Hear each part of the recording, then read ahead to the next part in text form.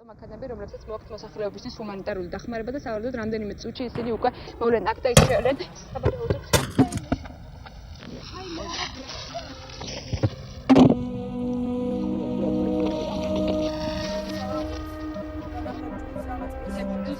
There's a lot of very brave and extraordinary work that goes on around the world from people who the public don't really know very much about. Politicians and society tends to be rather cynical about journalism, but I see enormous bravery, enormous challenge, great courage going on to surface things that the public really needs to know about.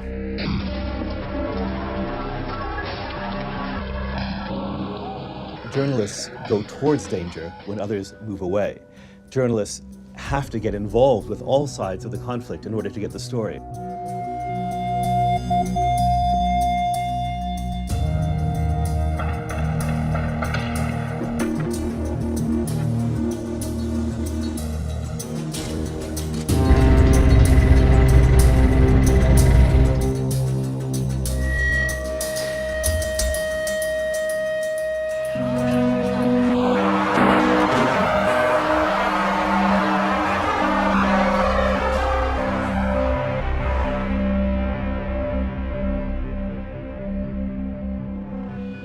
It takes a very fearless journalist to get up every day and say, you know what, I'm determined to continue my profession, even though I may have to spend the rest of my life looking over my shoulder.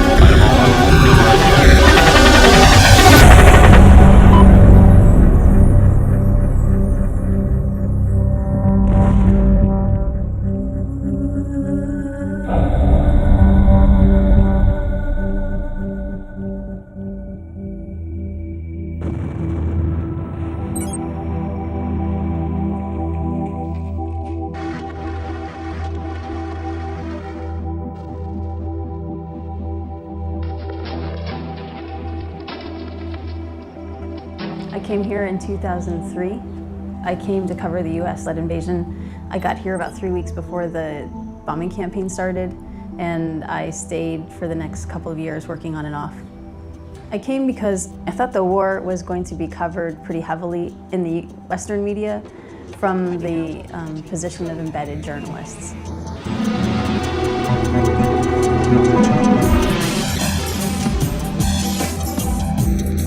You know, if I was going to take any risk at all, I'd rather take the risk making a story that wasn't being told.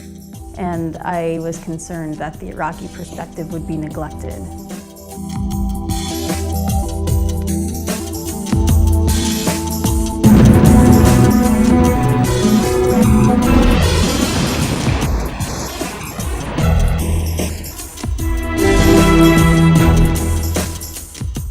So I came and stayed in Baghdad and worked in Baghdad instead of working embedded with the US military.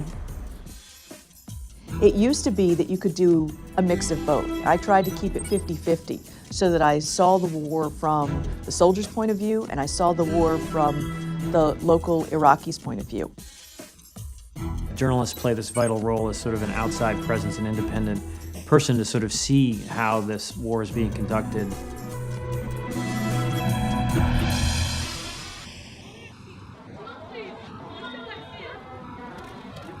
If you want to get to some of these stories, you have to take the risks of the people who are living through the same thing. And sometimes that means risking torture, risking kidnapping, risking death. I faced a tremendous amount of danger. I was shot at several times. My car still bears the marks of bullets. I was chased several times. I got messages, letters taped on the outdoor of my house. As the militants went from using us to reach the Western audience to just simply lumping us in with troops and foreigners as the enemy, we had to start embedding with the troops that was the safest option. That option, which used to be viewed as most dangerous, was now the least worst option. But when you travel with troops, you face the same risks. We wanted to go out with troops on Memorial Day. This was 4 months after ABC News anchor Bob Woodruff had been hit by an improvised explosive device, and he was still recuperating from a brain injury. What was supposed to be a routine shoot lasting a couple of hours ended in horrible tragedy.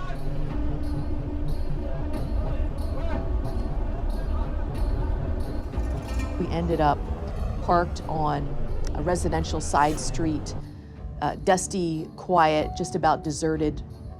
And we got out of our vehicles. Paul Douglas and James Brolin were filming in our direction.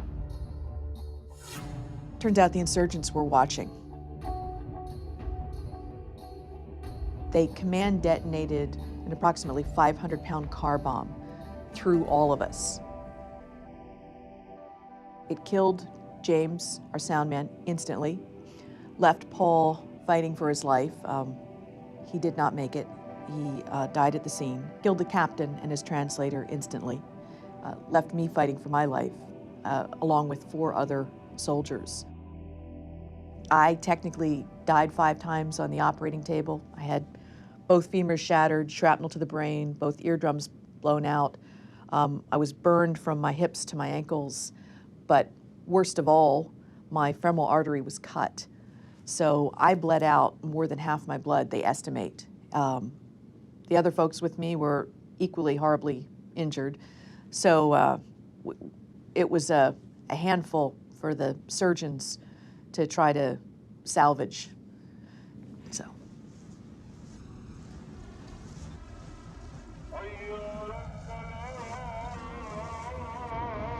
Kidnapping was and is a very real problem in Iraq. Criminal gangs, militias roaming around, finding ways to extort money. This is why we've had doctors, academics, lawyers, a whole lot of Iraq's intelligentsia just flee the country because they're at grave risk of being kidnapped. Anyone is at risk who can fetch a better ransom. You have to be thinking, okay, it doesn't matter that I'm a reporter. Now to them, I am a Westerner with a potential big price tag on my head.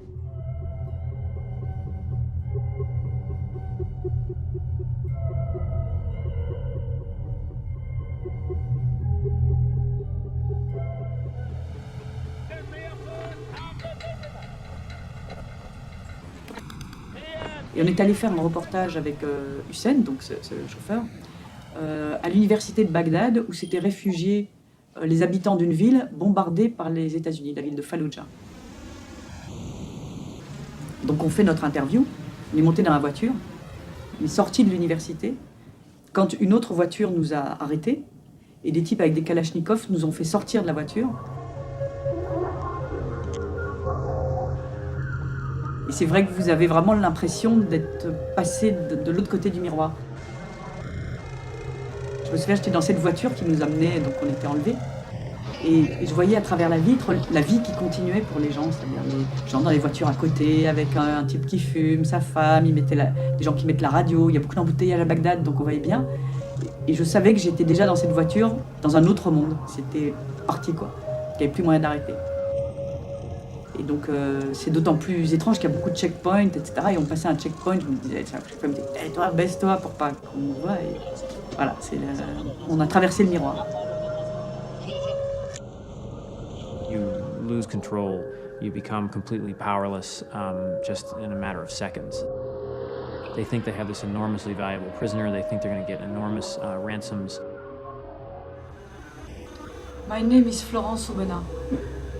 I'm French. I'm journalist in Libération. Please, help me. La négociation avec les preneurs d'otages se joue. Nous, on était enfermés dans une cave, on voyait personne.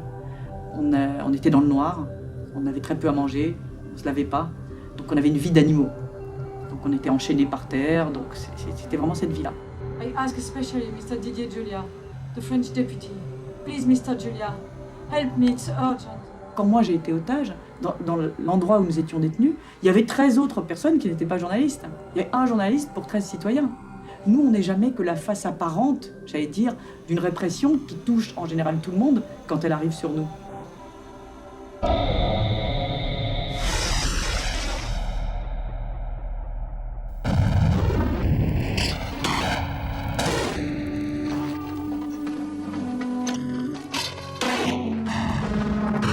You know, as dangerous as it might seem sometimes in a place like that, you know, it's unstable where the government's really out of control or there's a lot of fighting and insecurity. If you make sort of friends who can show you the way and give you some support locally, then it's not as bad as it seems.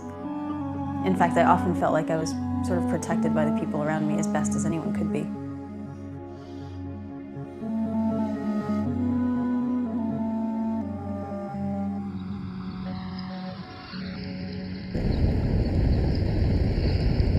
The basic rule is that you are only as good as the local journalist you're working with. They are by far the most important decision you'll make. They understand what's happening on the ground in a way you never can. If you wanted to be a good journalist in Iraq, you had to risk your life. Other way, you can't do it. We risked our life to get the story, and it was worth it. I really believe there's something called ground truth that journalists get when they go into a place, talk to local people, and they see with their own eyes what is happening, and there are facts that they can convey. As you may have heard, a Reuters television soundman was killed today while driving in Baghdad. He was killed by US soldiers, and a cameraman was wounded. Unfortunately, this kind of thing is alarmingly common. The Geneva Convention, of course, means that civilians can't be targeted, and journalists are, by definition, civilians.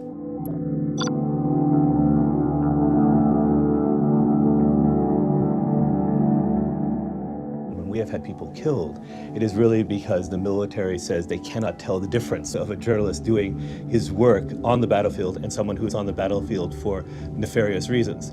And so then the Geneva Convention, for all the protections that it grants civilians, does not help the journalist in the field.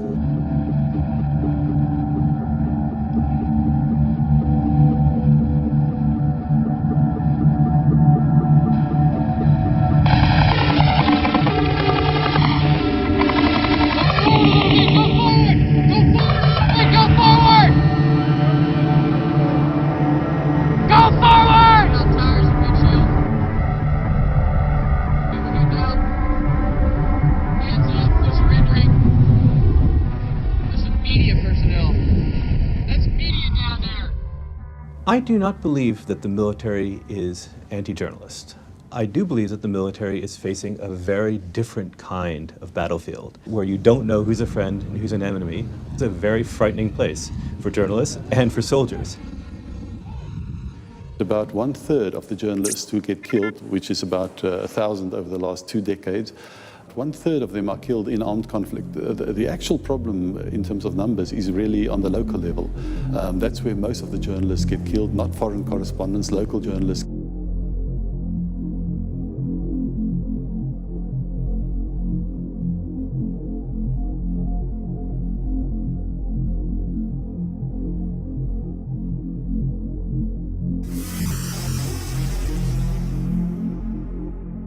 Particularly in the case of Iraq, we've seen more of our colleagues locally killed.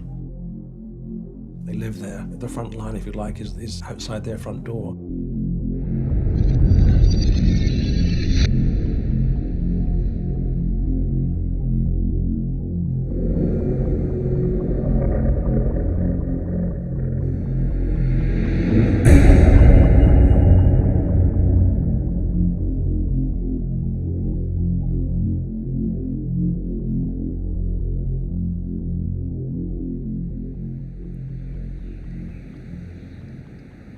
AP doesn't have people parachuting in from outside. We have people who live and work in those countries. We feel that it's important to have folks who live in a place explain it to the world. In April of 2004, Bilal Hussein, a photographer for the Associated Press in Fallujah, was picked up by the military, which believed that he was working for insurgents and held him for what ultimately was 2 years without charges.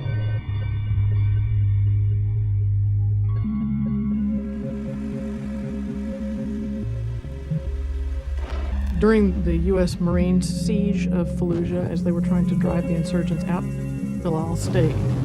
It's his native city. He took a lot of pictures of insurgents fighting and lots of other scenes of, fighting and destruction in the citizens there. At the time, that was very controversial. And there was a lot of unhappiness that AP was showing both sides of the fighting.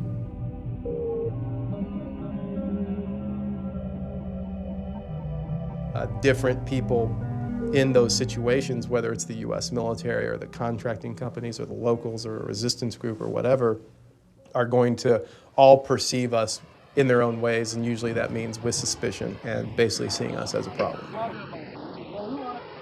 It did not stop us because that was the norms at the time. I definitely didn't know better. I thought it's a package, fulfilling the dream of being a mouthpiece for the Iraqis and getting the danger that comes with it. In recent and ongoing conflicts like Iraq and Afghanistan, the highest death toll, if you like, is indigenous journalists, particularly in the case of Iraq. Black vehicle, right to the north of the mall. Yeah, I would like that. We've lost colleagues who were local journalists filming alongside or close to insurgents. On the battlefield, in the heat of the moment, someone who looks different from the model of a foreign correspondent is even more at risk. Because even if he is carrying a camera, even if he is carrying a tripod, the assumption seems to be that they could be hostile. That's a weapon. Yeah. What happened in 2007 to the two Reuters journalists in Iraq was a terrible tragedy, and one that was brought home to all of us when we saw the footage that Wikileaks released. And I think that really brought home the horror of modern war and why it is so dangerous. Yep, he's got a weapon too. Hotel 26, Crazy Horse 18, have 5 to 6 individuals with AK-47s. Request permission to engage. What you had there was Apache helicopters firing on a group of people from at least 500 meters away, maybe a couple of kilometers away. You have the assumption that everyone in that group is of a type. You have the assumption that because there were weapons in that group, that everyone in that group was armed and somehow dangerous. And it became just a terrible tragedy that the gunships fired on those people. Our correspondents were killed along with others.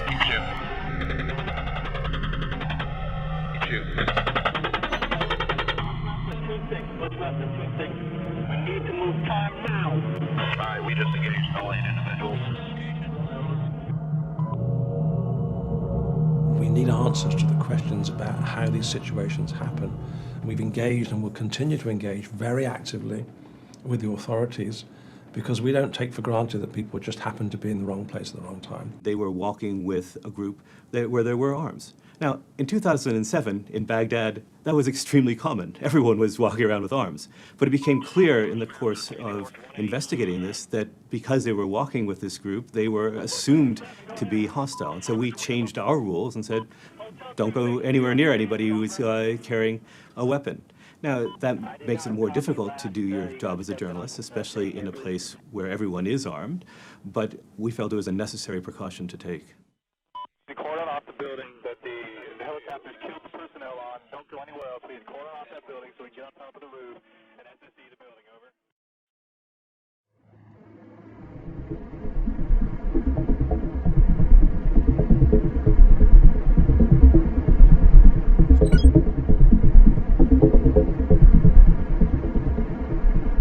We were invited to an interview in November of 2008 with a Taliban commander just outside of Kabul, the capital of Afghanistan. The local journalist I was with had interviewed this guy before. He had done the interviews with these two European journalists, and he had not done anything. And so they had this relationship, and he felt it would be okay. The issue of being taken hostage is a very tricky one. I mean, there are conventional ways to, if you like, avoid being a target. But at the end of the day, if someone's determined to take you hostage, then that's going to happen. We were told to drive to a meeting point where we would meet these men who would take us to this interview.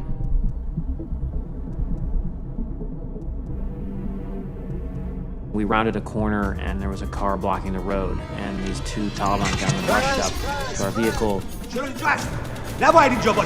Didn't seem real at first. We thought there was some confusion. We hoped this was sort of a rough introduction for our interview, but it became, very clear that wasn't true.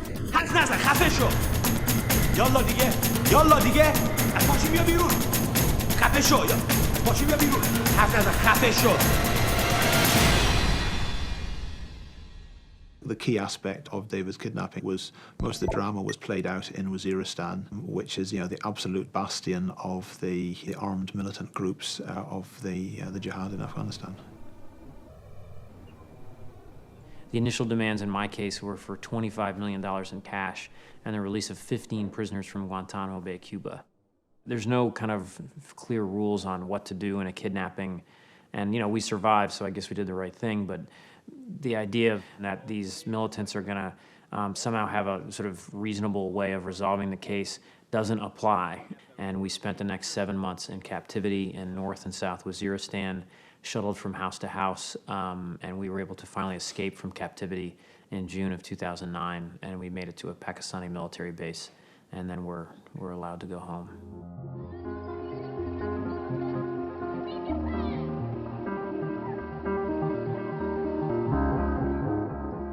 The people that are most vulnerable to kidnapping are the local reporters who are doing very valuable reporting in their own locality. They are very, very much at risk.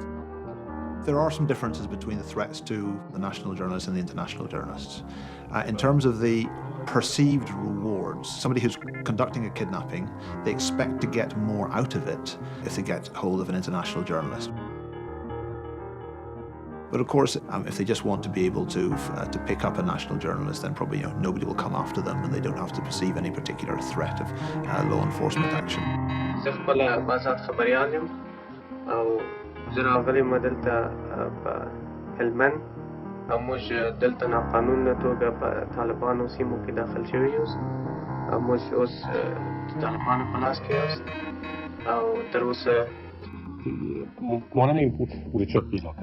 بودم هلاکت خوب است خوب انسان است مگر حداقل چی خودم خود اعلام نکرد سه تاریخ خود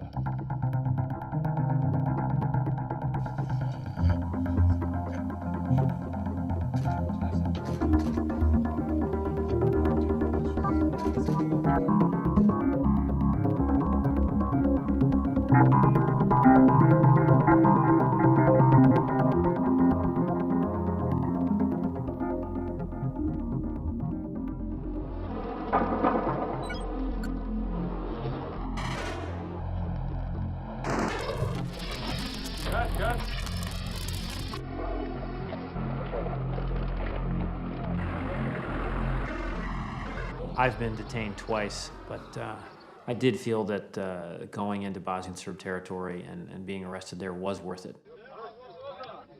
Journalist restrictions were simply that we were not allowed into Bosnian Serb territory without an escort. I felt that they were hiding, this evidence of thousands of people dying.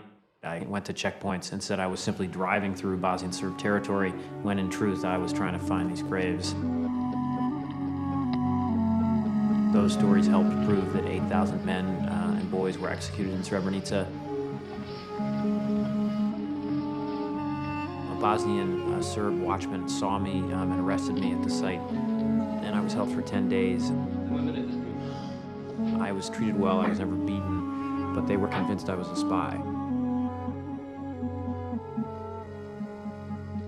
I think my kidnapping in Bosnia was basically about controlling the message. They sort of kept denying that they had carried out these executions. Right before I was released, they had me do an interview with Bosnian Serb TV where I said, I found no mass graves. It was a false statement, but I was desperate. I am very happy to be in Belgrade and very grateful to the assistance of the Serbian government in getting me here, and it's a great relief for me to leave the Republic of Serbia. When journalists stop going to these places, the militants that are, terrorizing civilians, they win. The governments that are oppressing opposition groups, they win.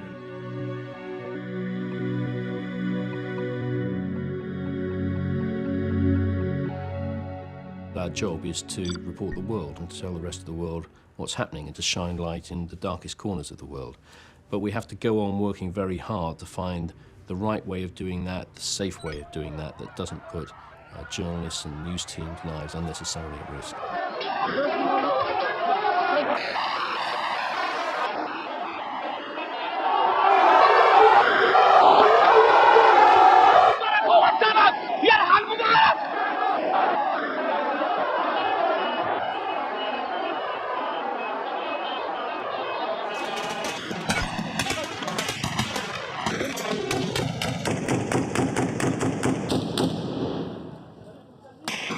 يا اسمع في دبابات قدامك طخ من فوق ضوء. Why can anyone really think that our calling as journalists is any less important than the calling of a soldier? I don't believe it is. The sooner we understand and manage that, the sooner we're actually going to come up with safety policies that are really effective.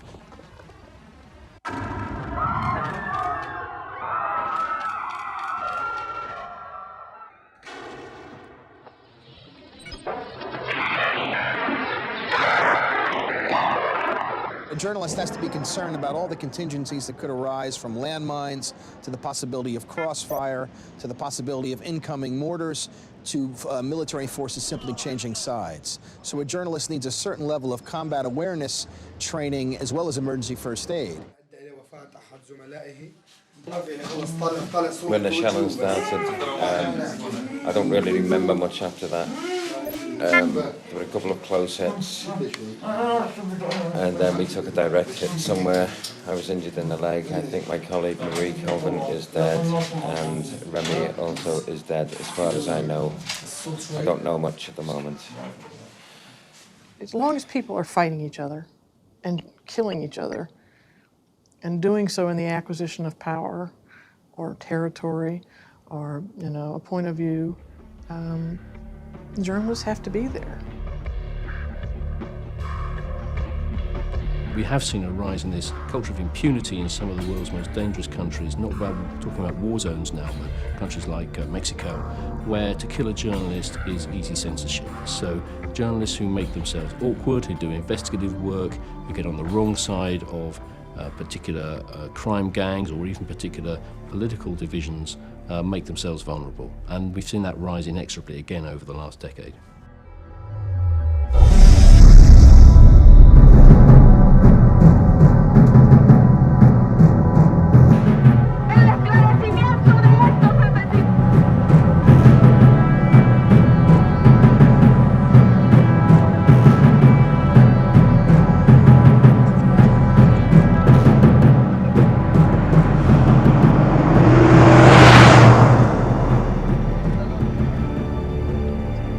Pues sí sientes así como una cierta inseguridad, ¿no?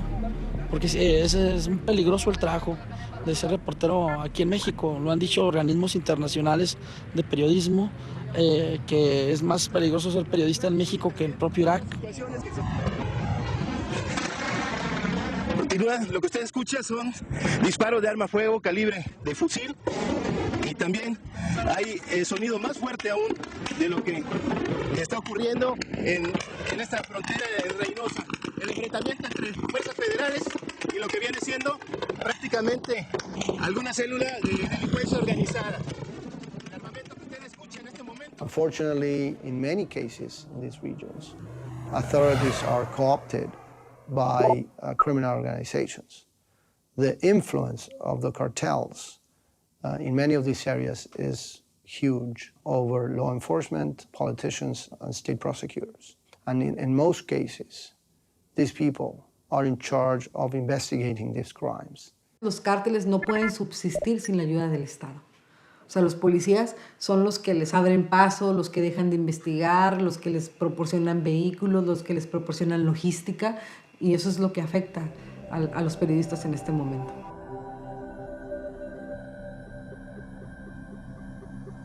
There are people who benefit from crime, either drug barons or politicians, who want to send out a very strident signal to people in our profession. They're targeting investigative reporting.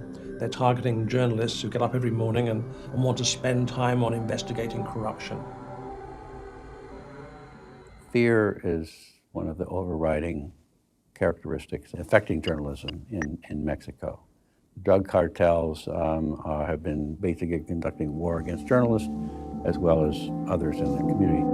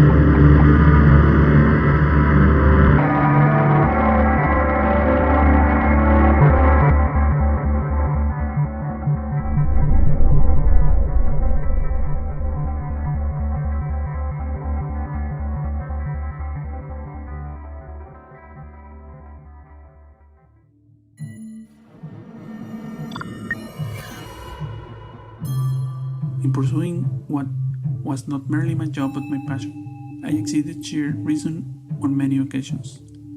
So it often happened that in trying to capture the best image or dig up a scoop, I crossed the line into danger. In 2006, I received reliable information that several journalists were named on an organized crime hit list because of their reporting on the Juarez drug wars.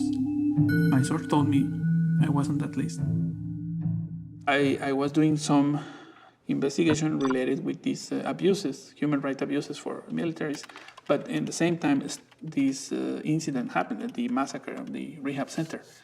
So I got information that witnesses said that at least one big truck with soldiers blocked the road to help the hitmen to be at the rehab center and kill these people.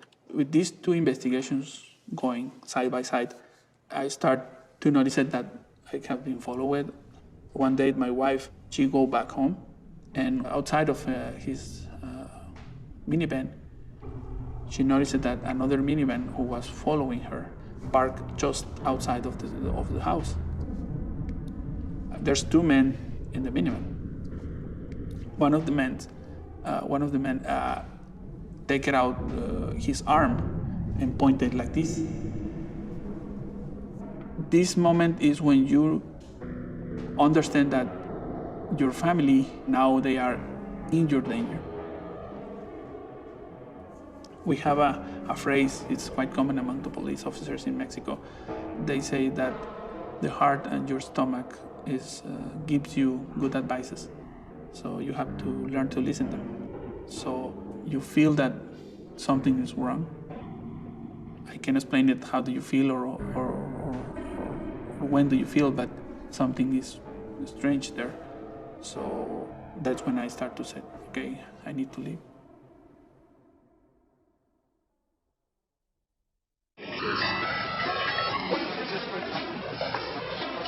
According to CPJ research, more than 85% of crimes against journalists go unsolved. It's a huge problem, which in many cases perpetuates a climate of fear, intimidation, where journalists and media are wide open to attacks. Impunity is a green light for those who attack journalists in places around the world.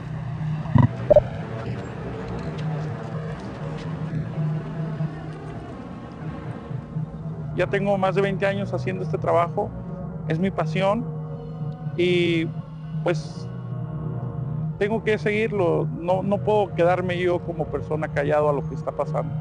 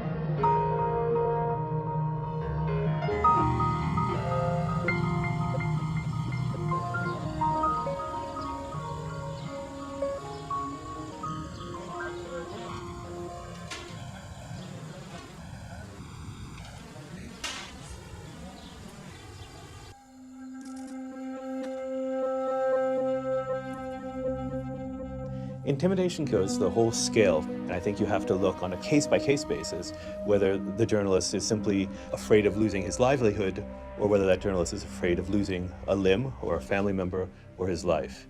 And all these things have happened, all these things are happening, all these things are very much real for people in the journalistic community. Usually, they call you, they send you a message through some, even for a journalist, for another journalist or a friend or a lawyer, they call you, they send you, hey, you know what, you need to stay out of this area. En Tijuana, en finales de los 80, principios de los 90, los hermanos Arellano Félix andaban haciendo negocios de manera muy abierta, andaban reclutando jóvenes de la sociedad de manera muy abierta.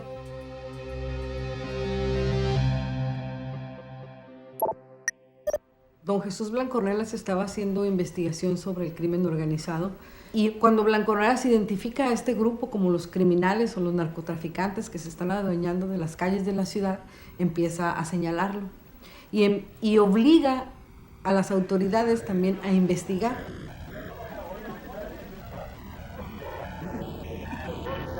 Los hermanos Arellano Félix mandan a asesinar a Blancornelas, producto de lo que habíamos publicado en el semanario.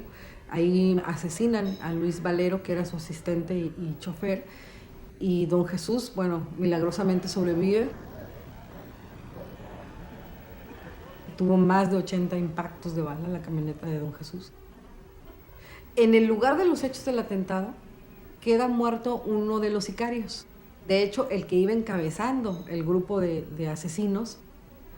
Entonces, en nuestras investigaciones nos damos cuenta que esta persona pertenecía al barrio Logan de San Diego y que servía al cártel Arellano Félix.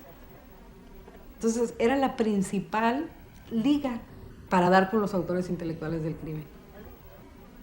¿Por qué, si sabemos que los líderes del cártel Arellano Félix atentaron contra la vida de don Jesús Blancornelas, por qué no están siendo juzgados por ese delito? No muchos medios, a pesar de que el narcotráfico es cada vez más fuerte y más terrible en México y lacera más a la sociedad mexicana, se atreven a hacer investigación sobre el narcotráfico, sobre el crimen organizado, precisamente por las consecuencias. ¿Qué pasó? ¿Cuál es el problema? ¿Qué pasó? ¿Qué te pasa? Tranquilo, In late July, 4 journalists were kidnapped. 2 of them worked for national TV stations. And as a demand for the release, the cartel said that the national TV must broadcast some videos showing the other cartel in collusion with federal authorities.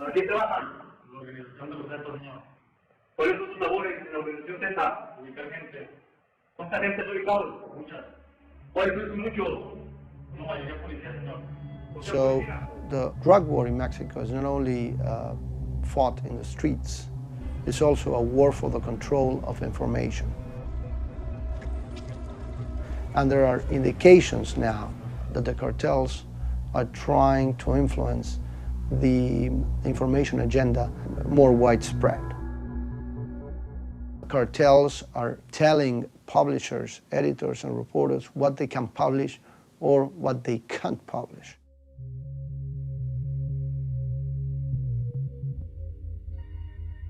The sense of impunity against press is high now. Many people who can pay for kill a journalist, maybe some of them are thinking and kill a journalist because it looks like nothing is going to happen. I think they have a double purpose. One is to shut up this person, to eliminate this person, as well as to send the message to other journalists. This is going to happen if you don't follow my rules. Reafirma su condena a los asesinatos de los periodistas Gabriel Funge, Guillermo Luna Varela, Esteban Rodríguez, Iracema Becerra y Regina Martínez. No descansaremos en la colaboración con su gobierno para que se haga justicia a los periodistas del país. En 2004, mi compañero Francisco Javier Ortiz Franco es asesinado también a manos del cártel Arellano Félix. Él acababa de hacer una denuncia a través de un reportaje publicado en Z de cómo estaba integrada la estructura de sicarios y lugartenientes del cártel Arellano Félix y cómo estos tenían una relación de complicidad con la Procuraduría del Estado. Creo que fue uno de los hechos que más ha afectado la vida de don Jesús, obviamente después de su atentado, porque incluso pensó en que quizá era necesario cerrar Z, que cuántas vidas más quería para entender que en México no podía hacer lo que estábamos haciendo.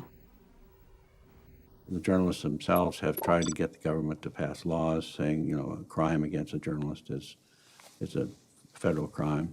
But this has all been very ineffectual. And so the journalists have to be very careful what kind of information they're revealing about the drug cartels. Entonces tenemos periódicos que ya no están investigando el narcotráfico en México. Entonces, por supuesto que la vida de un periodista afecta no nada más a la familia de ese periodista o al medio en el que trabajaba ese periodista, afecta a muchos otros.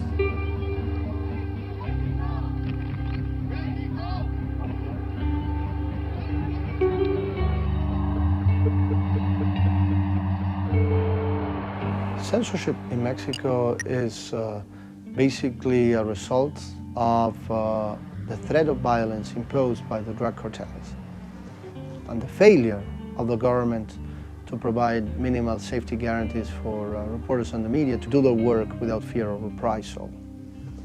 Killing of journalists is not collateral damage. El gobierno está siendo cómplice al no investigar a los asesinos de los periodistas. El gobierno mexicano ha fallado en preservar la libertad de expresión en este país porque a veces también le es incómoda la libertad de expresión en este país. Yo no le estoy faltando respeto a nadie. Yo lo voy a grabar, es mi trabajo. Es mi trabajo, no meta la mano, joven. Por eso, pero no por eso. Yo no voy a hacer nada de lo que usted me diga. Mira, ahora, nomás se le va a pedir un favor. Deje de grabar. Hubo un accidente. Por eso es un accidente, ¿cuál es el problema? Yo soy un medio de comunicación, a mí me interesan los accidentes, de eso vivo. Mire, no vuelva a meterme la mano. Si quieren las cosas bien, no vuelva a meter la mano. Entonces, porque le pido, no voy a dejar de grabar, claro que no, si de esto vivo. Loco. ¿Por qué no graban los secuestros que hacen los Zetas? También. No lo veo, yo no he visto dímelo, ninguno, ¿qué quieres que grabe? ¿Qué quieres que grabe?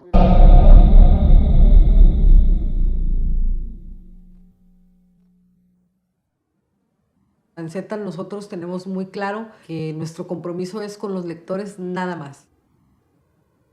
Consideramos nosotros que nadie, ni el gobierno corrupto, ni el gobierno abusivo, ni los narcotraficantes, ni los secuestradores, ni los criminales tienen derecho a callar un medio que la sociedad está apoyando.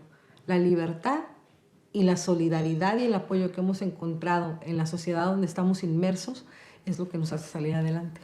Crime, corruption and violence promoted by criminal organizations, by organized crime, is devastating the Mexican press, undermining citizens' right to freedom of expression and access to information, and seriously endangering the stability of the Mexican democracy.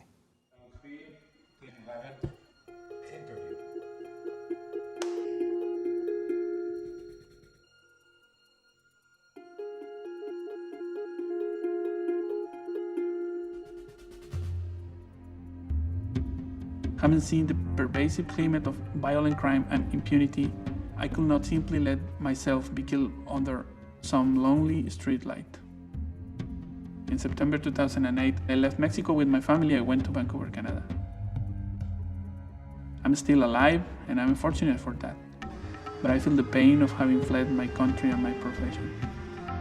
I now have a part-time job as a janitor, the only work I could find after 14 months of unemployment. We are alive, out of the crossfire, but having lost so much.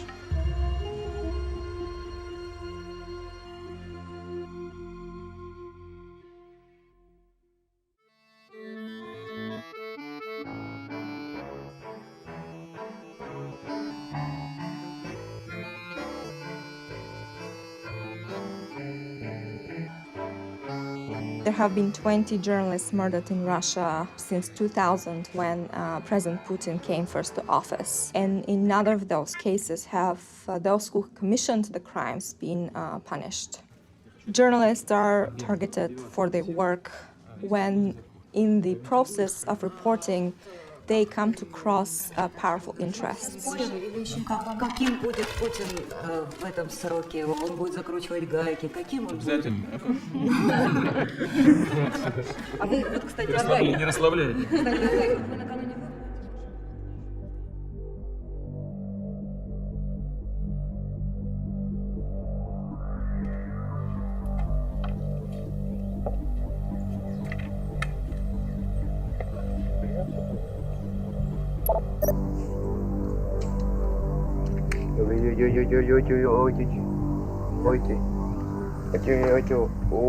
The murders of journalists have become less frequent in Russia. Attackers have favored severely injuring and even maiming journalists on the job. One prominent example of this new and frightful tendency is the case of journalist Mikhail Beketov. Конечно, да, были предупреждения. Сперва собаку у него убили здесь во дворе. Потом взорвали машину. Ну вот, последнее. Газета называлась «Химкинская правда». Эта газета выходила 2 раза в месяц. Михаил, значит, был главредом. Писал чистую правду. То есть он ожидал нападения, так сказать, с минуты на минуту. Ну вот где-то сделал просчет.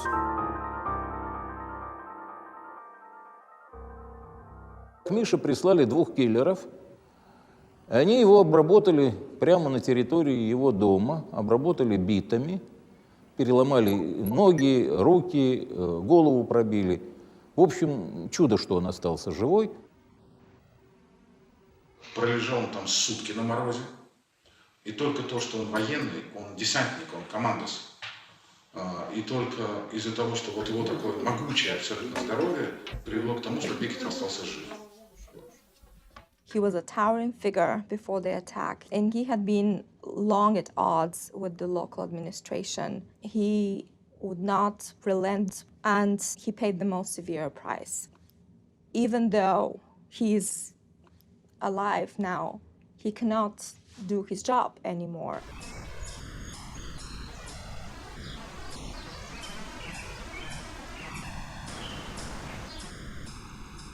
Вот вы когда ехали сюда, вы ехали со стороны Химок? Со стороны Химок, да? Это вот как раз весь лес хотели пустить под корень. Химки – криминальный регион, полностью подконтрольный тамошней власти. В городе Химки, там, где должна пролечь трасса, которую строят друзья Путина, братья Ротенберги, с помощью французской крупнейшей инвестиционного банка, люди стали на защиту леса. И Михаил Бекетов говорил, что трасса может пройти по другому месту. Владимир Стрельченко – это мэр города Химки. И, видимо, он был заинтересован в продаже земель под строительство вот этой дороги. И все отсюда и крутится. Такой человек, как Стрельченко, не заслуживает такой высокой должности, как мэр. Он не заслуживает представлять интересы народа. The government will not follow up and investigate these terrible crimes against journalists. And so, for years, these crimes go uninvestigated and unpunished. Сегодняшней акцией мы хотим сказать: руки прочь от гражданских активистов, руки прочь от журналистов, руки прочь от людей, которые честно выражают свое... Vladimir Putin is an ex-KGB officer, so there's a whole kind of shadowy world of these operatives, many of whom are now linked into business, some of whom have links with organized crime. So if you want to do a business deal or you want to take someone out, you have access to people who can do it for you. Эти люди действовали сами? Или у них... То есть у них не было заказчика? Был заказчик, да? А как вы думаете, заказчика найдут? Ну, заказчик, он говорит, это уже неизвестно. В каком хотя бы примерно состоянии следствия? В тупиковом. И почему не могут выйти на заказчика? Ну, потому что, ну, это уже чисто мои домыслы, что здесь замешаны достаточно высокие чины. There is a culture of impunity. In other words, killing a journalist is an easy way to get the story off the headlines, and there's very little follow-through.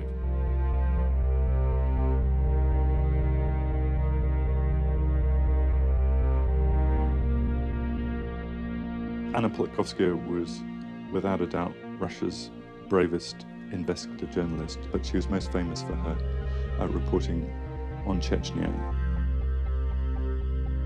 At one point she was abducted there, and then released. She was threatened several times.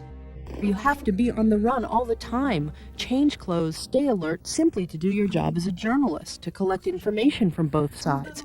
The kind of terrible irony is that she was someone who faced death so many times in Chechnya, and then she was actually murdered in the lobby of her apartment block in Moscow. She was just stepping into the elevator and someone surprised her and shot her. Расследованными, по большому счету, дела оказываются, но в них расследуется убийство, а, как правило, конфликт у журналиста возникает на уровне заказчика. А заказчиков этого убийства в деле, как правило, нет. Novaya Gazeta, the independent newspaper based in Moscow, is probably the newspaper which knows most of what it is like to lose colleagues to work-related murders. Погиб Игорь Домников, убит наемными убийцами. Он очень много и серьезно писал специальные репортажи про коррупцию. Погиб Юрий Щекочихин, который всю жизнь занимался противодействием коррупции. Убита Наташа Истемирова. Она после смерти немного писала. И теперь фактически Чечня – закрытая зона для большинства изданий. Убиты Настя Бабурова, молодая совсем девчонка, 20 лет. Стажер, еще даже в штат не был. И Стас Маркелов, который вел множество дел редакции адвокат, также он занимался делами антифашистов, то есть он преследовал националистов, расистов. You have a top leadership in the country that, while they give lip service to free expression, they really don't believe in it. When Vladimir Putin comes on the record and says days after murder of Anna Politkovskaya that her role in society was insignificant, when he says that her journalism didn't matter, that gives an extremely damaging message that the journalism that she was doing doesn't matter. To this day, we don't know who ordered the gunman to her doorstep. People sort of were guessing pretty much from the beginning who might be responsible, but it's very difficult to pin these people down, and it's very difficult to prove responsibility. Я считаю, что волоска моего корреспондента не стоят те факты, которых он добудет. Видимо, мне уже пора с этой работы уходить, потому что я очень боюсь, и справедливо боюсь, у меня за спиной там портреты висят, рисков для своих людей, и всем объясняю, не стоит ни одной слезы ваших родителей, любой материал, даже самый сенсационный, который вы приведете в газету.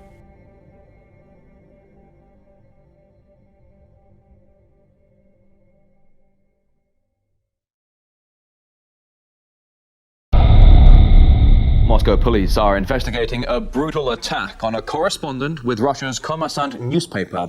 Oleg Kashin was fiercely beaten near his home and is now... Я высказывался не как расследователь, скорее, а как комментатор, который там называл дураков дураками, подонков подонками и так далее. Наверняка это многих раздражало, и, в принципе, таким большим сюрпризом нападение для меня не стало. Какой историей вы занимались, когда нападение произошло? Ну, было несколько историй. Первое, что мне пришло в голову, когда я очнулся, история Химкинского леса. На сам по себе лес всем наплевать. Просто в этом месте сплелись все вот такие больные точки. Да? Ну, во-первых, да, окей, хорошо, экология. Во-вторых, вот именно наглость, хамство и безнаказанность власти, которая для достижения своих целей готова там, идти и на насилие, и на обман, и на подлог, и на все на свете. Mr. Cashin currently in a very critical condition, in a induced coma. One video from a CCTV camera which actually captured the attack itself leaked into the internet on Monday. The police have already strongly criticized. 6 ноября ночью я шел домой, у меня дом обнесен забором с калиткой, и возле этой калитки стоял мужчина с цветами. И вот я подхожу к этой калитке, оборачивается этот мужчина, смотрит на меня, бросает букет на землю и наносит мне такой очень хороший боксерский удар в челюсть, от которого я падаю. Остальное я уже видел на видеозаписи, потому что, видимо, я от первых ударов потерял сознание. После этого второй мужчина, которого я не видел, появился из-за, там такой есть темный уголок с железным прутом в руках, и этим прутом нанес мне, я пытался считать, но больше полусотни ударов по голове, особенно по области рта, то есть мне были сломаны обе челюсти. И мне сознательно зачем-то ломали ногу, видимо, чтобы я куда-то не ходил.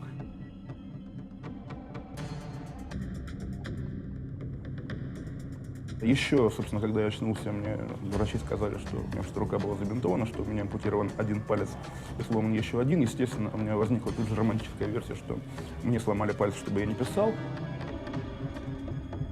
Мы спорим там, с коллегами, со следователями, хотели убивать или не хотели. Наверное, не хотели, потому что если бы хотели, вот именно была цель убить, убили бы.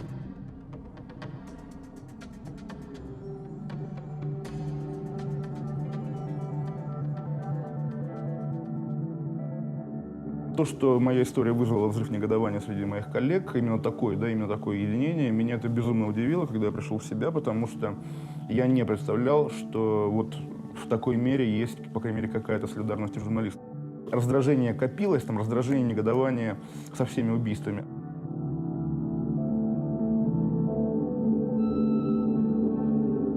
I think it's just a kind of natural phenomenon. This generation, this class, is standing up for freedom of speech and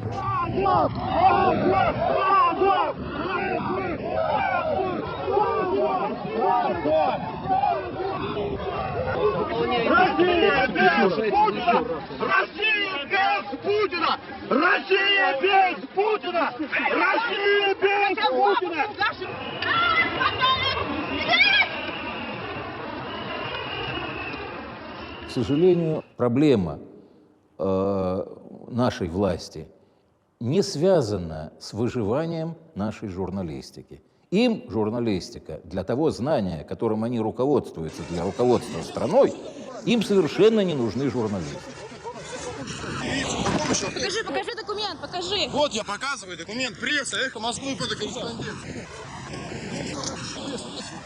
The role of the journalist is to provide transparency, to tell what's really happening, to uncover the true story, to cut behind the propaganda, to cut behind the government line. So it's vital work. It's work that has to be done.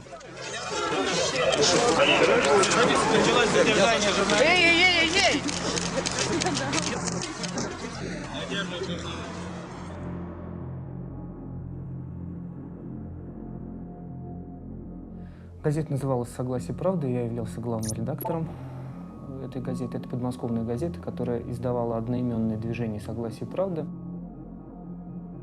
И основную цель этого издания мы ставили информировать население о чиновничьем безумии. Мы митинговали против повышения роста квартплаты. После того, как митинг закончился, я попросил людей нас сопроводить, потому что мы боялись, что милиционеры могут себя повести неадекватно. Я шел последним. Как ни странно, ко мне подошли 3 человек. Они были в штатском. Потом уже мы узнали, что это были сотрудники милиции. Вот, без объяснения причин они изломали мне руки и стали меня избивать.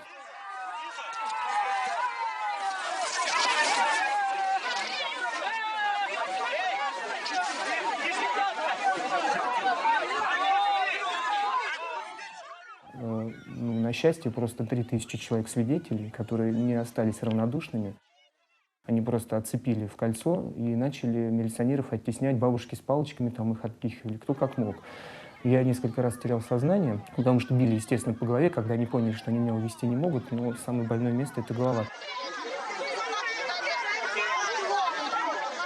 До сих пор остается вопросом, кто избил меня. До сих пор эти лица официально не установлены. Более того, милиционер, который на меня нападал, самый главный, который вот меня бил по голове, получил повышение, стал заместителем начальника сразу после инцидента с моим избиением. Whenever enterprising journalists are slain or silenced or drowned and marginalized, everybody suffers. Ну вот, к примеру, часть дела по экстремизму, который против меня заводили. Сколько пришлось бумаг? 3 экспертизы. То есть в настоящий момент для журналистов закон, который позволяет их просто отстранять от их деятельности путем обвинения их в экстремизме. Давайте, стартом будьте добры, пройдите, пожалуйста. Давайте, пройдем. Нельзя говорить, что в России как-то особенно опасно быть журналистом. В России особенно опасно быть кем угодно. Я не пойду с вами никуда. Я никуда с вами не пойду. Ваши действия незаконны. Вы нарушаете мои права. Экстремизмом называется несогласие с мнением начальства, выраженное в любой резкой форме. Как 6 гармошек растягивается до любой широты и играет при этом любую необходимую власти мелодию. Если бы мне уже задним числом сказали, а вот не пиши про это и про это, тогда тебе не проломят голову. Наверное, я бы сказал, идите нафиг, я все равно буду об этом писать, но в принципе это только как бы такая вредность и глупость моя, потому что, конечно, это того не стоит, безусловно. То есть я бы лучше вернул себе палец, на самом деле, чем написал бы лишнюю заметку, это правда. И для Стаса можно сказать таким периодом. It's a measure of a civil society to have an active, aggressive press. And when that starts to break down, civil society starts to break down. Сейчас почтить память наших товарищей. Сегодня можем ли мы говорить о том, что мы живем в гражданском обществе? Да нет, конечно. Наше общество расколото сегодня на людей, которые действительно хотят прогресса нашей страны в сторону свободной России, и огромное количество людей, которые тянут нас назад, в сталинщину, в самые темные пропасти несвободы. Это, всем понятно. Мы будем всегда говорить о том, что у нас демократия, о том, что у нас народ управляет страной. Но если у нас на местах будет твориться такая вакханалия, такое безумие чиновников, коррупционеров, бандитов, нас никто не будет уважать в мире.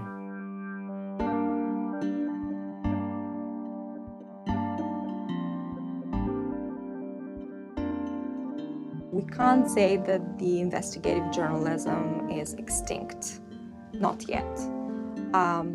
But it is an endangered species. It only takes one journalist to be beaten or assaulted or murdered for the rest of his colleagues to think, why am I in this profession? I'm not being well compensated for this profession. What keeps me going? Isn't there an easier way of doing, making a living? Сейчас я ушел из журналистики, и, соответственно, на мой взгляд, я для них, наверное, не представляю угрозы. СМСки с угрозами перестали приходить. Меня, слава богу, больше пока никто не пытался сбить машины, и милиционеры меня не сбивали. Если вдруг я окажусь опять главным редактором и начну, не дай Боже, опять их обличать во всех грехах, думаю, будет тот же сценарий. Понимаете, я переживаю за свой город. Не хочется, чтобы там было чисто и красиво. Мне хочется, чтобы у нас хватало всем детям мест в детских садах. Хочется, чтобы у нас были дороги без ям. Я всегда был неравнодушным. К сожалению, это у нас вообще невозможно работать. То есть на местах это очень нереально пока. А есть ли вообще какие-то способы для журналистов работать? Анонимно.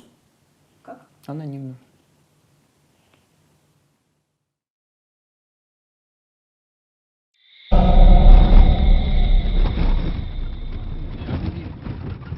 Gürcü gücü olması gerekiyor ya. Geri.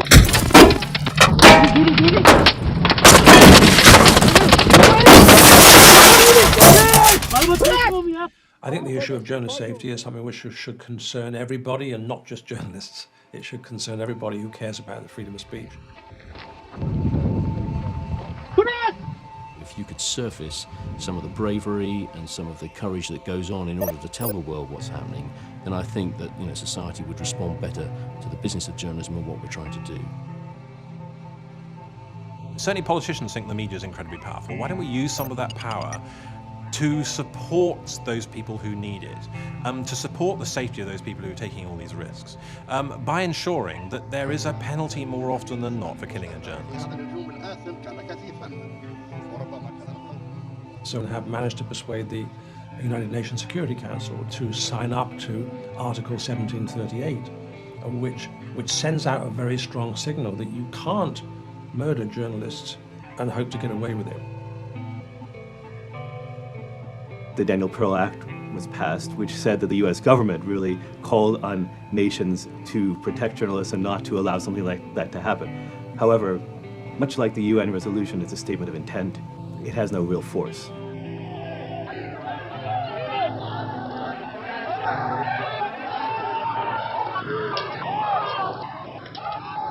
Almost everyone I know who does this has this sense of mission. If you are in a war zone and see something happen in front of you that shouldn't be happening, and you bring that back to where the policymakers are, and they see that and they change the policy, you are doing your job. I am optimistic. I think that you see spreading around the world this general desire for the rule of law and for governments that are more accountable to their people. People want information. They want judicial systems that are independent. As that continues, you will see that there will be accountability for people who abuse journalists and less impunity.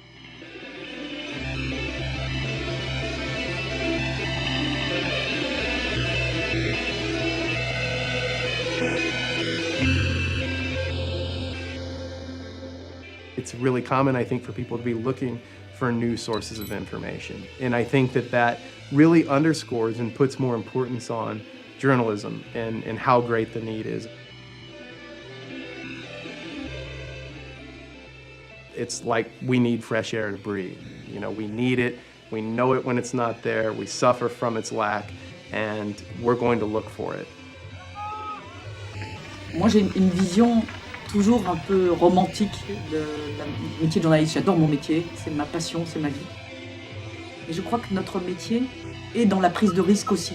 Alors il faut la contrôler, il faut faire très attention, d'autant plus attention, mais je ne pense pas qu'on puisse se permettre de dire à un pays, donc nous, on n'y va plus, au revoir tout le monde, et on vous appellera dans quelques années quand ça ira mieux pour interviewer ceux qui ont survécu. Ça, on peut pas se permettre de faire ça quand on est journaliste.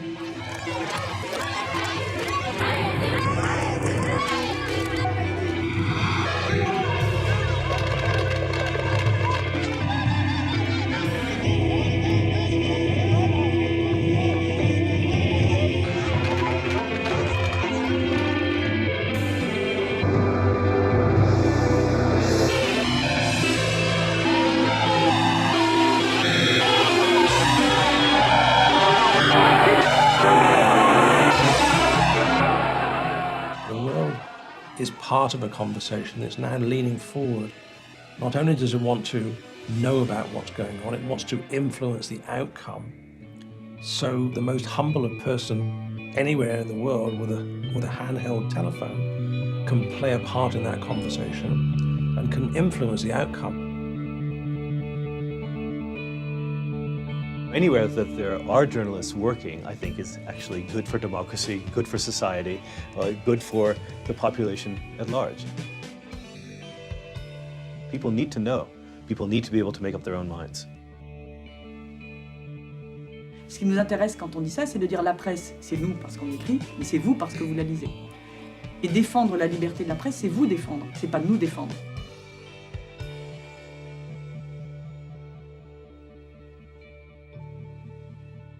Killing of journalists, it's not a question that is directed to journalists. This is a question that is directed to society. When we put something on the air that help someone who had no way to reach the levers of power. That's what the fourth estate is all about. That's why I'm risking my life.